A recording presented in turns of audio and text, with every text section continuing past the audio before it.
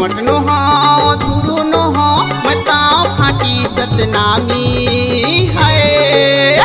टंडन के नाम लिखा ले वो ए रानी तोर जवानी। राजन टंडन के नाम लिखा ले वो ए टूरी तोर जवानी। साहू नो हाँ कुर्मी नो हाँ केवट नो हाँ धुरु नो हाँ। साहू नो हाँ कुर्मी नो हाँ केवट नो हाँ धुरु नो हाँ बताओ खाटी सतनामी है। टंडन के नाम लिखा ले वो ए रानी तोर जवानी। राजन टंडन के नाम लिखा ले वो ए टूरी तोर जवानी।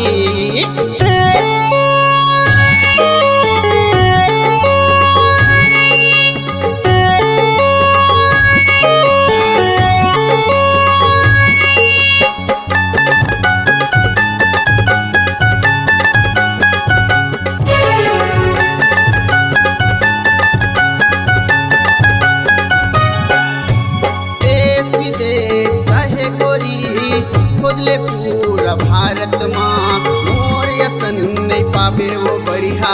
पूरा छत्तीसगढ़ माँ मोर यसन नहीं पावे वो बढ़िया। पूरा छत्तीसगढ़ माँ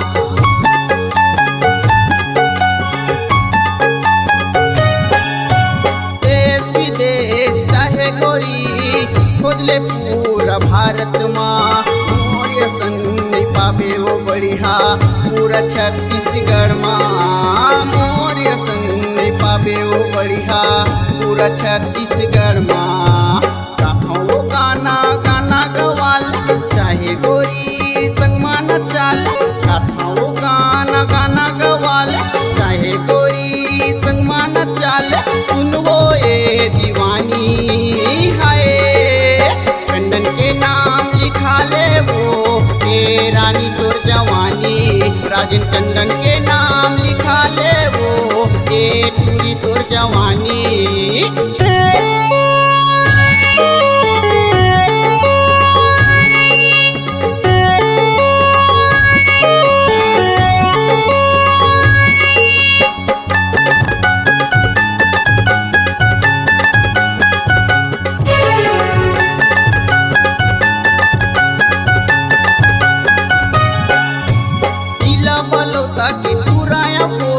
लोहा वो ज्यादा दूर के दतरंगी मतोला घुमाऊं मेला वो सिंगारपुर के।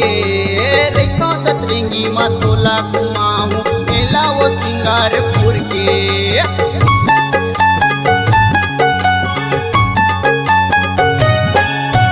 जिला बलौदा के टूराया गोरी लोहा वो ज्यादा दूर के। रेखा दतरंगी मतोला घुमाऊं वो सिंगारपुर के। रेखा दतरंगी मतोला घुमाऊं मेला वो सिंगारपुर के। हरंग वहाँ वो नोहा सहरिया कैथे वो मोला छत्तीसगढ़िया। हरंग वहाँ वो नोहा सहरिया कैथे वो मोला छत्तीसगढ़िया। सुन ले वो दीवानी है। टंडन के नाम लिखा ले वो ए रानी तोर जवानी। राजन टंडन के नाम लिखा ले वो ए टूरी तोर जवानी। साहू नो हाँ कुर्मी नो हाँ केवट नो हाँ धुरु नो हाँ। साहू नो हाँ कुर्मी नो हाँ केवट नो हाँ धुरु नो हाँ बताओ खाटी सतनामी है। टंडन के नाम लिखा ले वो ए टूरी तोर जवानी। राजन टंडन के नाम लिखा ले वो ए रानी तोर जवानी। राजन टंडन के नाम लिखा ले वो ए रानी तोर जवानी। राजन टंडन के नाम लिखा ले वो ए टूरी तोर जवानी। राजन टंडन के नाम लिखा ले वो ए रानी तोर जवानी। राजन टंडन के नाम लिखा ले